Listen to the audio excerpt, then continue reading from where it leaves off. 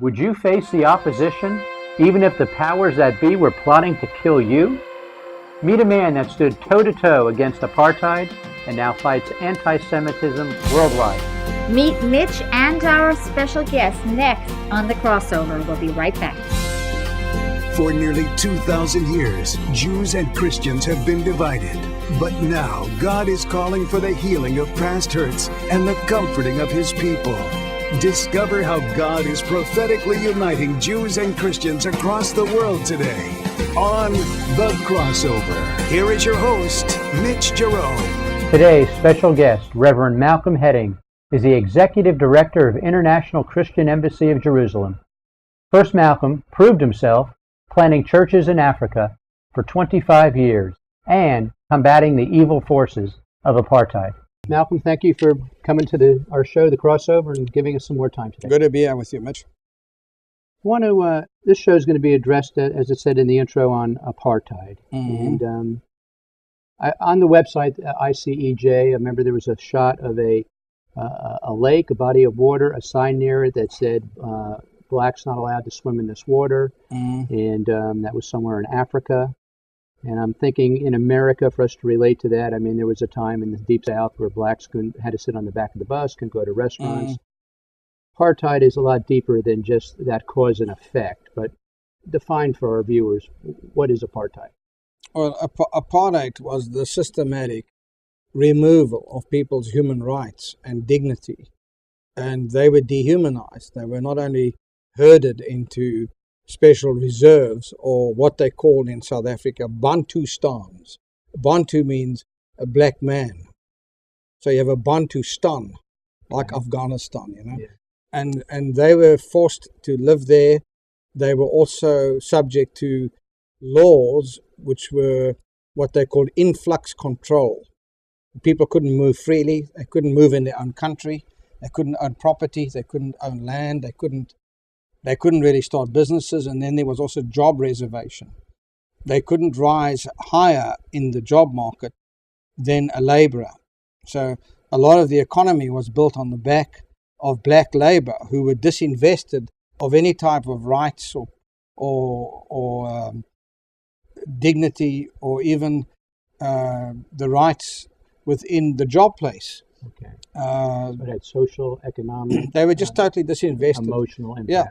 And when they were completed, when they were done with, they were just discarded as irrelevant. And so the system effectively dehumanized 40 million people. So when you have in a country of 45 million. So tell us personally, you're in Africa, you're there for how many years? Well, I was born there. Okay. And 25 years I grew up there. Building churches and countering apartheid. What happened was I had a wonderful father who spoke every African language on the subcontinent and loved the black people. And he taught my brother and I, first of all, as a father, that this type of thing is out of the question. And he defended the black people in many circumstances. And as a consequence, they crowned him an African king. Then, of course, when I found Jesus and was saved, my conscience was heightened from a biblical point of view in terms of justice and righteousness. So I decided to use the platform that God had given me as a prophetic voice against the system. And I was not politicized. I wasn't going to start supporting a political party or anything like that. I took on the system theologically, and I began to discredit it and to destroy it, and to tell my congregations, and I traveled around the country holding seminars, that this was a devilish system. So you were allowed to speak against it as long as it was from a church view? Well, you can say allowed. They quickly got on to me. And was not your life threatened? Yes, it was. I eventually, tell us a story there. I had a plant put into the church by what was called the Bureau of State Security, BOSS.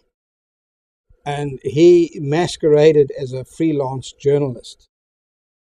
And then one night he got wonderfully saved. And the next week he came to see me and he said, look, I have to repent and ask you forgiveness. and this is who I am. And he basically told me that I had to make a plan to get out of the country as fast as possible. He also brought a file like that to show me. That he had on you. And he had sent to the government and whatever, and that they were going to detain me without trial. Okay.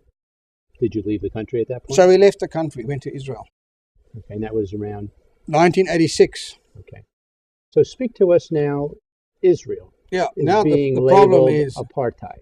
Israel has been labeled the second apartheid state of the world. The idea behind that is if you can make that accusation stick, then you can go to the next step. The first is to discredit Israel by the slur. If you can get that right, then you can delegitimize Israel. You can say, well, this state shouldn't be allowed to exist, because if the original apartheid state had to be dismantled by the international community, then that also applies to Israel. So you delegitimize, you discredit, you delegitimize the state, and finally you dismantle the state. So this apartheid attack against Israel, by the way, is gathering momentum worldwide. I mean, even Jimmy Carter has climbed on the bandwagon. Bishop Tutu, who's an icon in South Africa, has climbed on the bandwagon. Some British MPs recently, in a public meeting together with Jane Jagger. You know, Jane Jagger is the daughter of the famous Rolling Stones, Mick Jagger, Okay. called for the British government to repeal the Balfour Declaration on the grounds that Israel is an apartheid state. And so there's a growing worldwide movement. And on the campuses of the USA and Canada, they're now holding Israel Apartheid Weeks to discredit Israel in the eyes of students on these campuses. And in this last year, they reported the most successful apartheid weeks in recent years. So there's this gathering momentum to discredit Israel, delegitimize Israel, and then dismantle Israel. So it's a well thought out plot. It is definitely not by accident. But now Israel is not an apartheid state, not in any shape or form. Israel is a democracy. Israel gives human rights and dignity to all its citizens, including Arabs and Druze. Let me ask you this question in regards to that, Malcolm. Is an Arab in Israel able to hold a job? Yeah. Is an Arab in Israel able to vote? Absolutely. Is an Arab in Israel able to have free speech? Absolutely. Is an Arab in Israel able to pray in whatever manner, shape, or form they want to pray? What more rights do they need? No, that's it. They have the same human rights, and they even are subject to the social welfare system. They get free medical treatment, everything. So then this the conflict with the Palestinians, it's a bunch of hot air. It's the use of a highly emotive word. Define this emotive. You talk this on your website. Why the push to label Israel apartheid? Because it's such a powerful word. It's like the word Holocaust. It's fashionable now when Israel does something that the world doesn't like to say, "Oh, you're committing a Holocaust." It's almost to say, "Got you." You know. Got you. Yeah, you're worse than the rest of us. So when you say emotive, we're saying that's not a real compliment on mankind, saying that we're moved, and it's probably the facts, moved more by emotion than by logic and fact. If we have logic and fact, this won't even take hold. That's right, but because emotions move your actions. So if you can penetrate the mind with a powerful notion like apartheid, then it stirs up emotions which can penetrate your actions. So you see people coming out on the streets of Europe all over protesting against Israel, and the slogan's always the same. You know, Israel, apartheid state. You know, remove the apartheid state Israel. So how does... Okay, the average person watches the news, they get a 1-minute sound bite on Israel. Yeah. And that's what's flashed on the screen. Yeah. They're not doing any homework or research. That's the impression. They don't know the background to this conflict. They don't know the historical facts around this conflict. And they are just impacted with it, and so they are brainwashed. So what hence ICEJ. Hence ICEJ, We have a media department that 24/7 combats all these things. We have a radio station called Front Page Jerusalem. Well, when we come back from the break, I want to ask you a fact about Jimmy Carter and how you responded to that, and as a lesson for what the Christian should do when things like this arise. So stay with us. Got Malcolm Heading from International Christian Embassy Jerusalem with us. Stay tuned. We'll be back in just a moment. More of The Crossover when we return. The Crossover presents The Promised Land. The Israeli propaganda tries to project the Palestinians as being terrorists, people who don't appreciate life, they just want to kill Israel. Israel is being threatened. Reality is the opposite. Sorry, my Palestinian friend, but that is a lie. The fact is, Israel only fears your Palestinian people who love death more than life. Like the 140 homicide bombers who took the lives of 540 Israelis over the past years.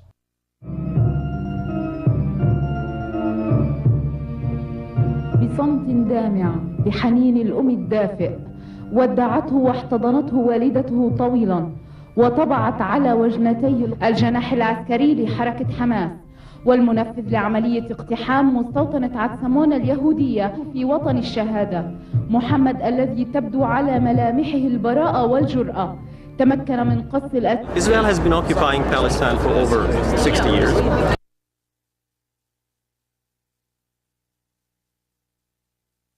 Israel has made over 8 million Palestinians dispersed around the world as refugees. Prior to the State of Israel, there were Arab Palestinians and Jewish Palestinians on the same land. The day after Israel became a sovereign nation, the surrounding Arab nations ordered the Arab Palestinians to leave Israel so the surrounding Arab nations could attack Israel and push her into the sea, and then split the spoils of the land. So Israel is declared a nation, and immediately Israel is embattled in her war of independence. Obviously, Israel miraculously won that war of independence, to the dismay of the Arab neighbors. But guess what became of the Arab Palestinian people that did not leave Israel when beckoned by the surrounding Arab leaders? They became Israeli citizens, able to work, able to vote, able to own land and homes, etc. What became of the Arab Palestinians that left the land to attack Israel? They are today's Palestinians, refugees, because her own people, her own Arab nations, won't absorb them back into the land and give them rights. Why? Because they're being used as pawns, as we see today in Gaza. Israelis are not doing a crime. Our soldiers are fighting so that every child and every Jew can have a state and a country that has been ours for 60 years. They haven't accepted that, and that's where the problem is. The minute they accept that Israel is here to stay and for 60 years has been a country for Jews, for Muslims, for Christians, open society. Once again, here is Mitch Giroux. Welcome back to The Crossover, and our guest is Malcolm Heading, Executive Director of International Christian Embassy Jerusalem. And Malcolm, I was just thinking, if I'm a nobody running on the street, just screaming the word apartheid, my sphere of influence is pretty darn small and, just like a nut out there. But if you're Jimmy Carter and the whole world knows who you are and you write a book called Peace, Not Apartheid, all of a sudden that sphere of influence is dramatically increased. Let's say like a tsunami going out over the waves. How did ICEJ respond when that book came out and all of a sudden Israel's being labeled by an ex-president of the U.S. apartheid? Well, we began a media blitz about it. We began a video blitz on the internet, and we started to take it on personally because I think I have a greater moral authority than Jimmy Carter to speak on this issue. I grew up in South Africa. I am a white South African. I was part and perceived of being part of the privileged clan who benefited from apartheid, and yet I elected to stand out against it. And And so I knew the dangers. I took the dangers, and eventually we had to leave the country because of the threat against us and against our lives. So first of all, we have to find, as I said, a moral statement that can counter that type of purely academic analysis. And my being, by the purpose and hand of God, the executive director of the International Christian Embassy, with my history, gives me and the ministry a very, very good opportunity to say, essentially, people like Jimmy Carter and others, they really don't know what they're talking about. They didn't live through it. They know nothing about it. And to equate Israel with the apartheid system of South Africa is in fact an insult against the 40 million black people of the country who suffered under apartheid. It's just, there's no comparison. It's to belittle the apartheid state. Yes. It's like equating the Holocaust. See what happened to Gaza. Yeah, you actually are minimizing the Holocaust. Disgrace to the 6 million Jews. It's a disgrace to the 6 million Jews. Torture. And these people who come out and make similar accusations are in fact insulting 40 million black people. You know, on your site you were sharing that Pope Benedict came to the land. If I understood, he went to Yad Vashem. Yeah. And you did seem very satisfied in his choice of words, or the lack of words that were spoken there.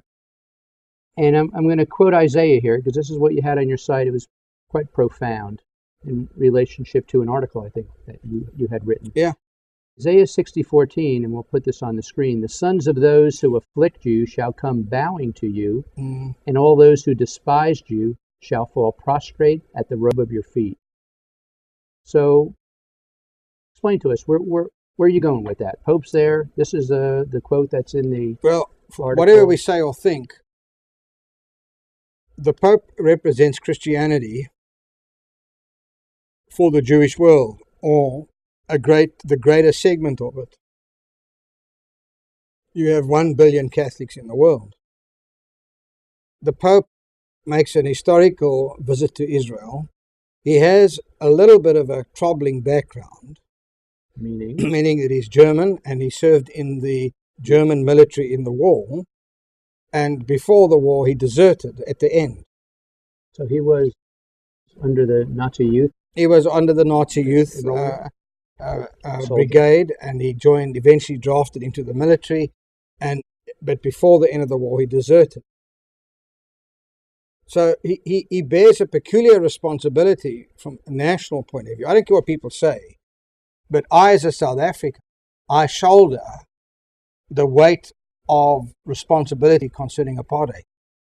Even if I took it on and lived out my conscience, I'm aware of who I am and what my roots are and my obligations, therefore, that relate to that. So he comes to Yad Vashem, and not only is there the problematic part of the Holocaust and the Nazis and his engagement with that, and we're not accusing him of anything, because, if you lived in Germany and you were drafted, you have little options. Sure.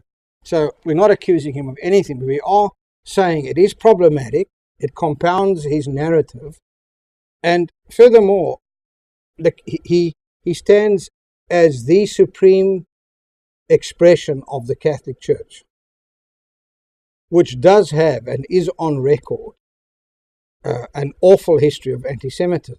It's not even debatable. The Inquisition, the Crusaders, we don't even have to go near all that. And if you read the stories, I mean, they are absolutely horrific. History books have captured that. So this is not even debatable. So he came and stood in silence. He stands in silence at a memorial place. You expected more. Where in just 1 minute, he could have made such a difference in Jewish-Christian relationships by just saying sorry. That we, the Catholic Church, are sorry for what we did as a church in the persecution and the murder of the Jews historically. I stand here today to ask your forgiveness, and I say sorry in the name of my church and in the name of Jesus. After all, he's a man of God. And that's the Christian way right there. And that's the Christian way. Now, why could he not do that? You have an answer? There may be many factors going down about why he didn't. Maybe it has to do with the infallibility of the papacy. The point is, it really disappointed Israelis. You know, when persecution happens around the world to the Jew, usually it's what stirs them to move back to the land, called aliyah. And we know that's prophecy unfolding, is what that is. I'm just, for our viewers, our Jewish viewers that maybe are thinking of doing aliyah, and let's say times change down the road. Let's say there's hate crime bill passed in America, and that can change the pulpit and the church and the whole dynamic. And if persecution does come to, say, in America, to say the Jewish person, what I believe ICEJ has done has helped over 100,000 people make aliyah back to the land. But what's it like for a Jewish person returning to the land, just trying to make it? I mean, you go back there, jobs and changing countries, regardless of your race or color, is a challenge for anybody, whether you're Jewish or not. So certainly coming from a Western country like the USA or United Kingdom, even South Africa, these are very first world countries with all the infrastructure, everything you need, Canada, Australia. So then coming to Israel. Now, Israel is by no means not first world. It is a remarkable first world country. But it is a culture shock. There is an Israeli Middle Eastern culture. And that is foreign to the average Western person. And so it's an engagement that takes a lot of courage. But there are all sorts of absorption groups and facilities and structures and financial benefits that enable the Jewish people to make that transition as smoothly as possible. And I would encourage the Jewish community to go home to Israel, because Israel is their amazing homeland, and truly they will find it first world in every way, but they will have to struggle with language and some of the infrastructure concerning culture. It's a very laid back, we'll do this tomorrow. It's not an easy culture to relate to. But if they are driven by the ideology of the return from exile to build a fabulous homeland, which today is a shining light in many respects to the world, then I would encourage the Jewish community to do that and to go home. The International Christian Embassy, you rightly point out, has assisted over 100,000 Jews to make Aliyah. In fact, far more. And just in the last month, we sponsored the 61st wide-bodied aircraft out of the former Soviet Union to Israel. We have sponsored 61 jumbo jets to bring the Jewish people home. So this is a miracle story. It's a wonderful story. And apart from all the challenges that Israel faces, Israel is a very safe and a very good place to bring up children.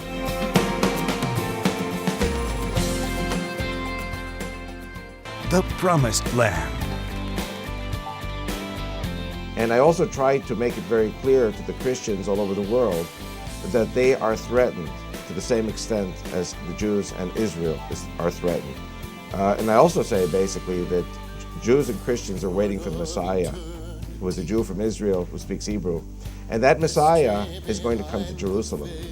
And so Christians share this faith with the Jews. The Hebraic roots of Christianity. And we began looking at Jesus through Jewish spectacles and not our Texas spectacles or American spectacles or even Western culture spectacles.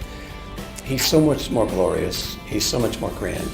It does not in any way detract from the fact that he's the Son of God, the risen Savior, but he's also a man. Never forget. The Nazis would rent entire trains from New York City. And here you have the train pulling in to Camp Siegfried. Saluted. It looks like Germany. You would not believe that this is America. This is, if you didn't see the picture. Yeah. You wouldn't believe it. And right below it is the Nazi headquarters. That picture you're looking at now is the headquarters of the Nazis in America. And Christians are also understanding their Hebraic roots. And I think that's what the crossover is doing, is putting all of this together. And it's new and fresh to everyone.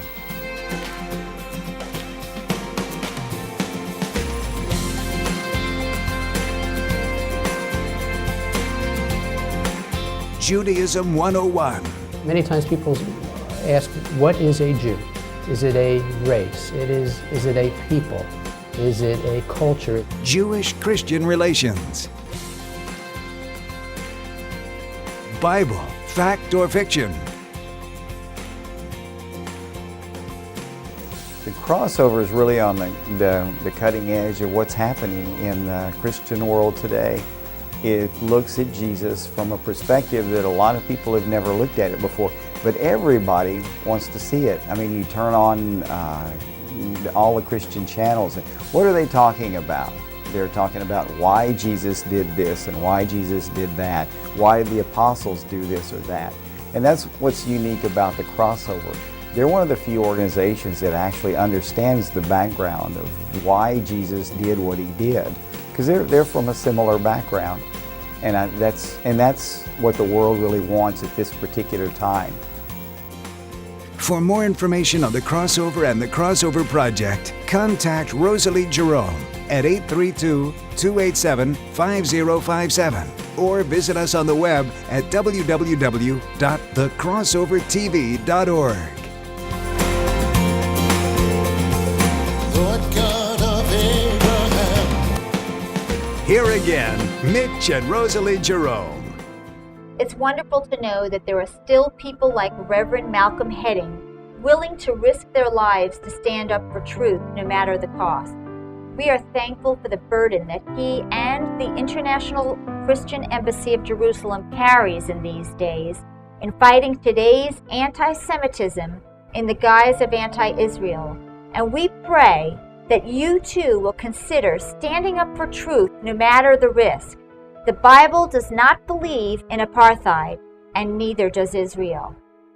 That's all for this week. Come back again next week. And remember, these are prophetic times, and God is at work. Remember that we offer our hearts and hands to reunite Jews and Christians through the God of Abraham, Isaac, and Jacob on the crossover. Shalom. Join Mitch and Rosalie as they reach an ever-growing worldwide audience through the crossover. We invite you to become a crossover partner right now by calling the number on your screen. For your monthly gift of $30 or more, you will receive the Crossover Partnership Pack, which includes a DVD of today's program, a personal greeting and prayer message from Mitch and Rosalie, more information about the Crossover Project. As you continue to support the crossover each month, you will receive a new crossover DVD, plus a ministry report, and your name will be added to our healing room. Call now and join the growing family of crossover partners.